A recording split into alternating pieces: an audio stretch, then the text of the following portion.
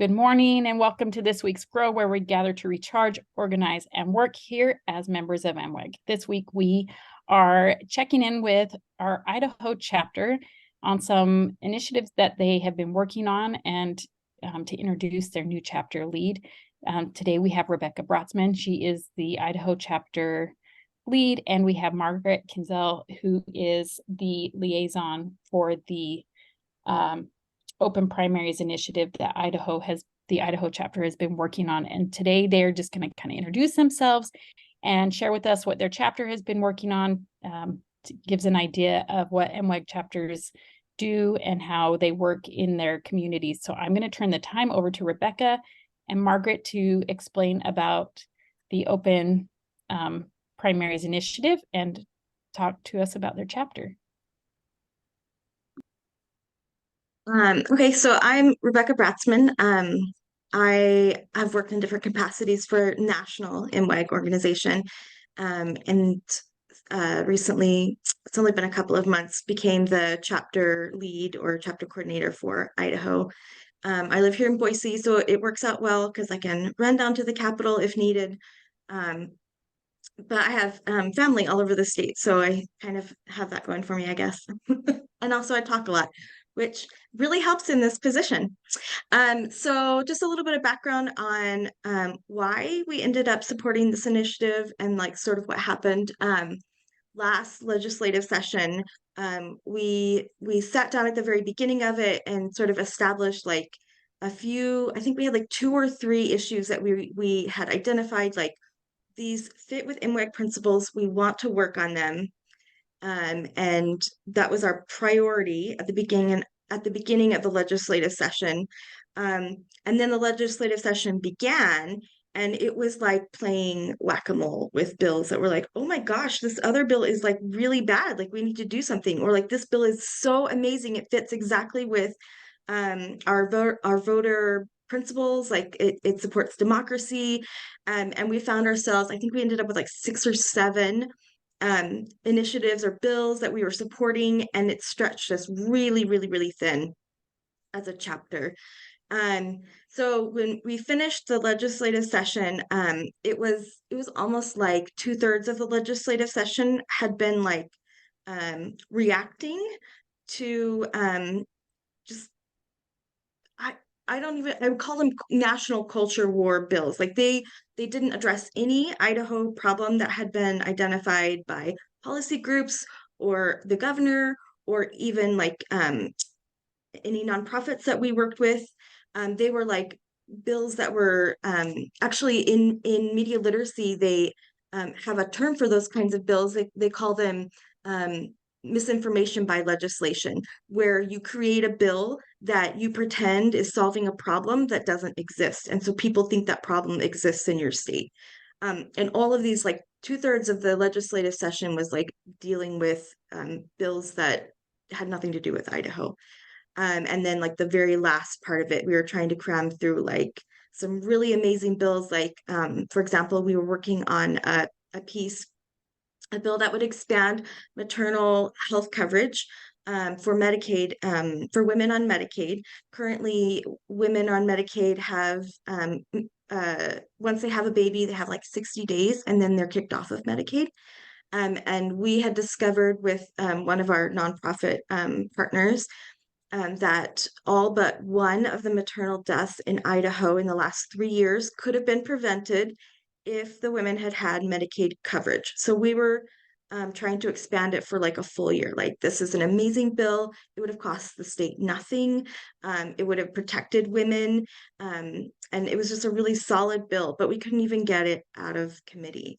And so anyway, at the end of the legislative session, we sat down as a chapter and talked about what we'd done and the kind of work that we'd engaged in. And one of the problems we realized is that the core problem, or like the foundational problem in our state, is that many of our legislators they have no competition in their primaries. Like they don't have to listen to their constituents. when they declare that they are going to run for office, they by default have won the election. Over half of our legislators have no, there's no opposition. So if they win the primary, they win the election in the fall, like by default. And so it's like a foundational problem. They never have to answer to the people. They don't even have to listen to their constituents. And so we realized like we couldn't solve bigger problems in the state unless we solved that foundational problem of putting legislators directly to in line or accountable to their constituents. Rebecca said that beautifully. I don't know, not quite sure what else I can add to that, because that really is exactly how it happened. We went to the legislature. We had issues that we wanted to be able to discuss.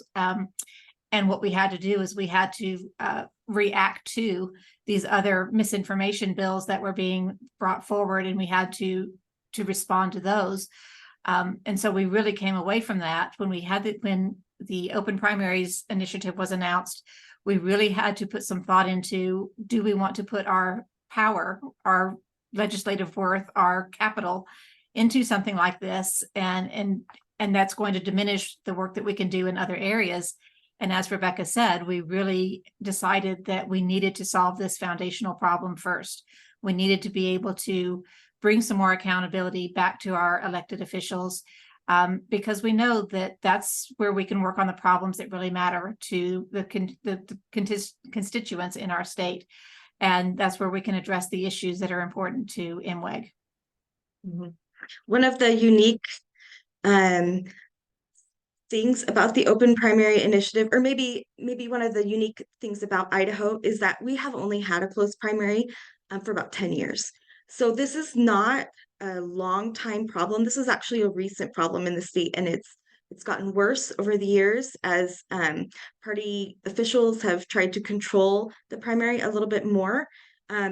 Previous to 2011, when we closed the primary, Idaho had a much more rigorous primary system. We had competitive elections.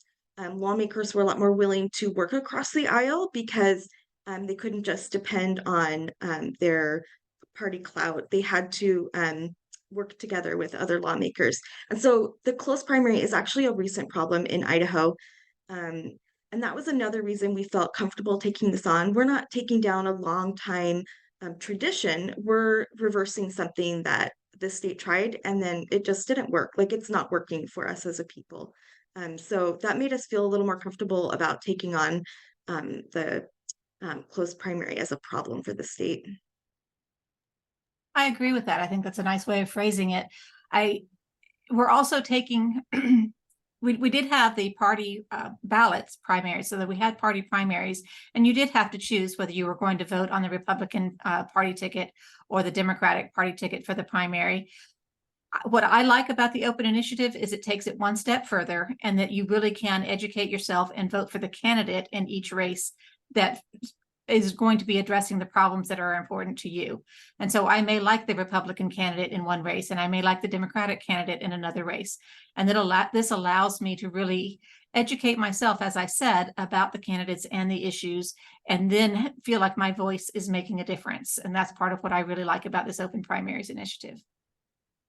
Yeah, and I think that it's a good thing to point out that as an organization, MWEG is very much in the principled voter camp, that we really encourage our members to do their homework, to do their research, to look up each candidate, what they're campaigning on, and then make their decision. And like Margaret said, that then it may be somebody from the Republican side, it may be somebody from the Democratic side, and then you use it and, be that principled voter that we all hope that other citizens would want to be as well. So that's a great way, and that's a great thing. So I know that recently you guys signed on.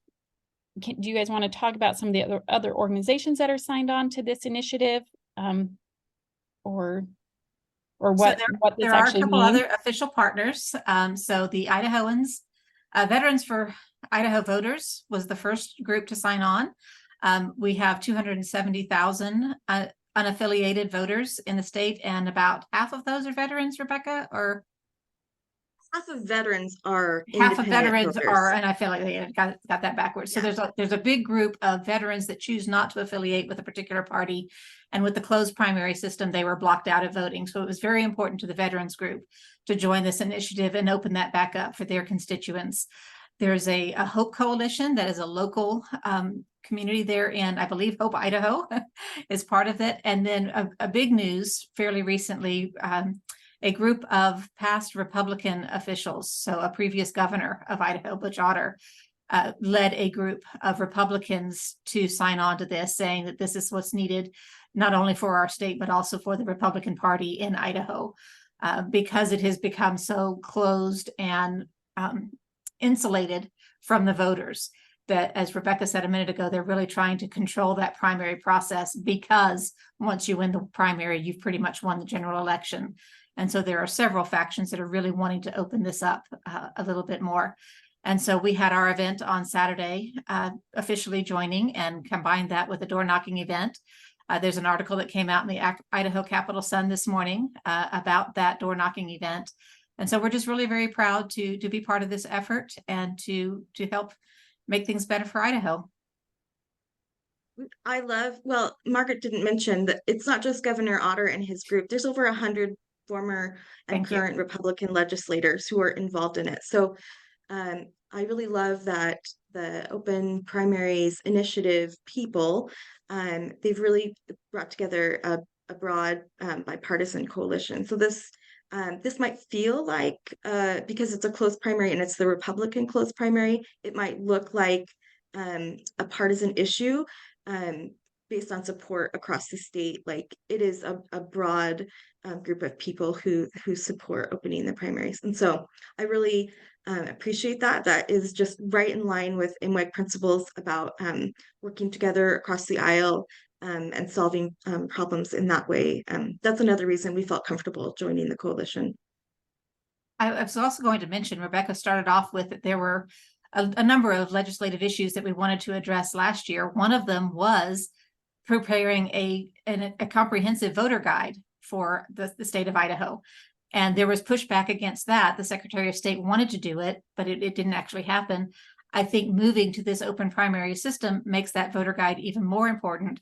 And so putting that reliable information conveniently in the hands of voters is something that we want to come back to and support as well.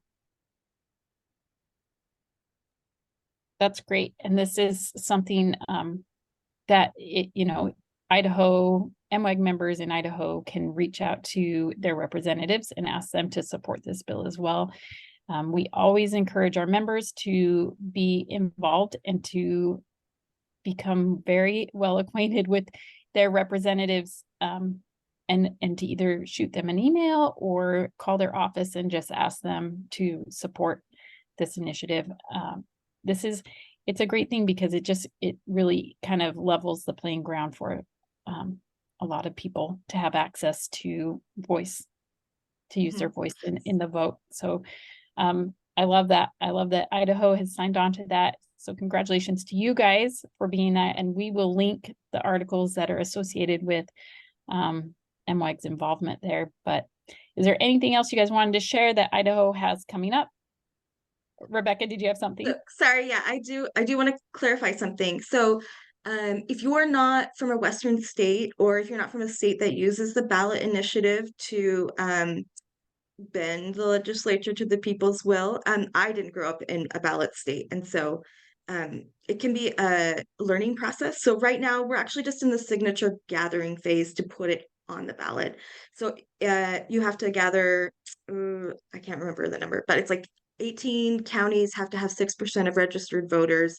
It's like over 100,000 signatures, because they want to make sure they can collect enough to get through the verification process.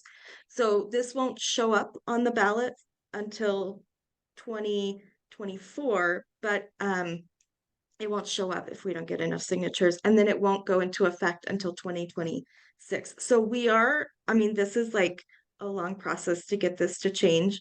And as a chapter, like, we want to make sure we support this, but we continue to support other MWEG things. So I just want people who are like really excited about it to remember, like, this is a long process to fix this. And this is just getting it on the ballot. This is giving Idaho voters a chance to weigh in on whether or not they think this is a good idea. And then we'll take it from there. So if somebody wants to sign for the initiative, what do you suggest? What do they need to do? They can find their local MWEG representative and we can hook them up. They can also just go to Idahoans for Open Primaries, the website, and there's resources there to figure out how to connect with someone where they can sign the petition. Perfect. That's great. We did something similar to this in Arizona, where I live, a couple of years ago, and it did not make it on the ballot. We were really sad. We, as MWEG, we collected a lot of signatures, but it was so contested that they scrutinized. So I just want people to collect those signatures, add your name to the list and your voice to this, especially, you know, if you're in Idaho. We highly encourage you to go, and I will put a link that Margaret shared. I will put that, so if you want to sign it digitally, that would be a great way to do it, or find an MWEG member that has a signature sheet that you can sign. Thank you, ladies, so much for the work that you guys are doing in Idaho, specifically on this. But as Rebecca said, a lot of these things take a long time, and so it's just like this, it's the slow process. And so hopefully we look forward to seeing this for Idaho on the ballot coming up next year, right? So, but thank you. Idaho is working really hard on this, and I know you guys have had some very successful days at the Capitol earlier in this year, and so I'm sure there will be more coming when this gets on the ballot. So, is there anything else you guys want to share as we finish up this grow today? Nothing. Okay. Nothing. Well, thank you. Yeah, we're always looking for people to come, and we are super happy to talk about and work on any other issues and support women in other ways. We know that if you don't love, if you're not passionate about the Open Primaries Initiative, that's totally cool. We know a lot of women in Idaho. Yeah, we have other things. We know a lot of women in Idaho care a lot about children and family issues. And we are so happy to support women in whatever issue they care about. And that's a good, for anybody who's a member of MWEG but has not found their chapter, we highly recommend you go into the MWEG portal and you can plug in your zip code or your state and find if your state has a chapter. Not all states do. Idaho happens to be a very healthy chapter. Utah has a very healthy chapter. Arizona does as well. But please consider joining your chapter. And like Rebecca said, if there's something that is important to you, bring it to the chapter, and then you have a group of women behind you supporting it if it's something that fits within like the principles of what MWEG wants and the chapter is working towards. Always look to join a chapter. It's a great way to be involved. And so we would encourage that. So thank you for reminding me. And one more quick little thing. Of course. One thing that Rebecca is doing as our new chapter leader is, rather than having a second co-director, she's looking into having local leaders in the different areas. Idaho is very geographically diverse, and so it's kind of hard for us to make sure that we get to all the different locations in the state. And so I think by having local sort of elevated leaders, that's really going to help us make sure that we're connecting with the women across the state and across different demographics. And I'm really excited about that and how that's going to help us serve our membership better. That's great. That's a great way of doing it. We do something similar here in Arizona. So, because it's very different, the North and the South, right? Mm-hmm. And so that's great. So if you are interested in becoming involved in the chapter in that way, reach out to Rebecca or Margaret. Either one of them could probably direct you back to Rebecca, and just to get involved. Or like they said, if there's something specific that you are interested in working on, join the chapter and bring it up and get some support I'm sure, like Rebecca said, women and children and families. That's something that's one of the areas of advocacy that MWEG works through, and has other chapters have done some work in their states to push some things through and bring it to the attention of their representatives. So that's a great way to get involved and to be active in your community and in your state. So we highly encourage you to join your chapters. So thank you, ladies. This has been great. And I wish you guys well in your signature collecting in the next coming months. When do you have to turn them? Those signatures need to be turned in by? May 1st, I believe. Okay, so that's the call for everybody in Idaho to get on that and get their signatures in before May 1st. Don't wait until April 29th. Thank you. So get them on there. All right. Thank you for being on the Grow today. And we hope you guys have a great day, and we'll see everybody next week.